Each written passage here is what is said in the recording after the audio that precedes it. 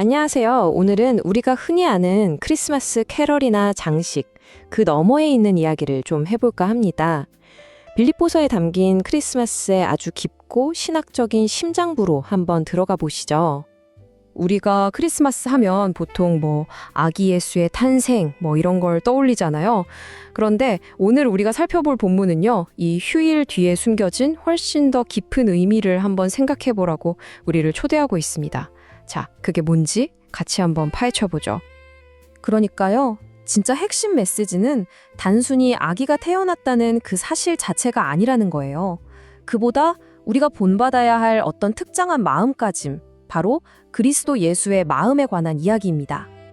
자, 그럼 예수님의 탄생이 왜 그렇게 대단한 건지 제대로 이해하려면요, 시간을 거슬러 올라가야 합니다. 그분이 이 땅에 오시기 전, 그 순간 이전에 과연 어떤 분이셨는지를 먼저 알아야 해요. 성경 본문은 예수님께서 하나님의 모르페로 존재하셨다고 말하는데요. 이 모르페라는 단어가 아주 중요합니다. 이건 그냥 겉모습, 외형을 말하는 게 아니고요. 보이지 않는 하나님의 본질 그 자체를 완벽하게 눈에 보이도록 드러내는 표현이라는 뜻이에요. 오직 하나님 자신만이 가질 수 있는 그런 본질 말이죠. 자, 바로 이 지점. 모든 걸 다 가지신 그 최고의 자리에서 그분이 어떤 선택을 하셨는지가 정말 드라마틱한 부분이라고 할 수 있습니다.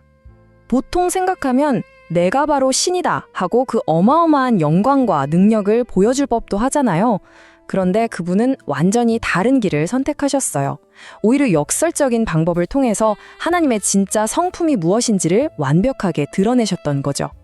이게 바로 그 유명한 케노시스, 즉 자기를 비우셨다는 개념으로 이어지는 건데요. 신학적으로도 굉장히 깊고 또 수많은 논쟁이 오갔던 그런 부분입니다. 대체 자기를 비웠다는 게 무슨 뜻일까요? 여기서 흔히들 하는 오해가 하나 있어요. 그럼 인간이 되시려고 신의 길을 포기하신 건가? 이렇게 생각하는 거죠. 근데 이게 정말 중요한 포인트인데요. 신성을 빼내거나 삭감한 게 아니라는 거예요. 오히려 그 반대죠. 완전한 하나님이신 상태에서 완전한 인간의 본성을 추가하신 겁니다. 더하신 거죠. 이 말이 정말 기가 막히게 표현해주고 있죠. 원래 가지고 계셨던 신성을 버린 게 아니라 원래 없으셨던 인간이라는 존재가 되심으로써 스스로를 낮추셨다는 겁니다. 창조주가 피조물이 된 것, 이보다 더 놀라운 비움이 있을까요? 그리고 이 자기를 비우는 과정은요, 딱 한 번으로 끝난 게 아니었습니다. 계속해서 더 낮은 곳으로 향하는 끝없는 겸손의 여정이었던 거죠. 자, 보세요.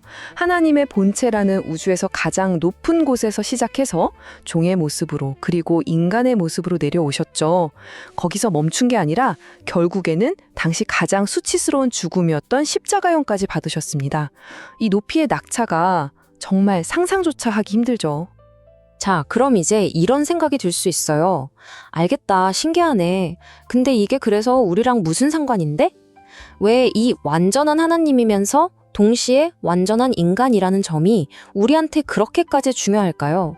두 가지 이유가 있습니다. 첫째, 완전한 인간이셨기 때문에 우리 인류를 완벽하게 대표할 수 있으셨어요. 강아지가 고양이의 대표가 될 수 없는 것처럼 오직 같은 인간만이 우리를 대신할 수 있잖아요.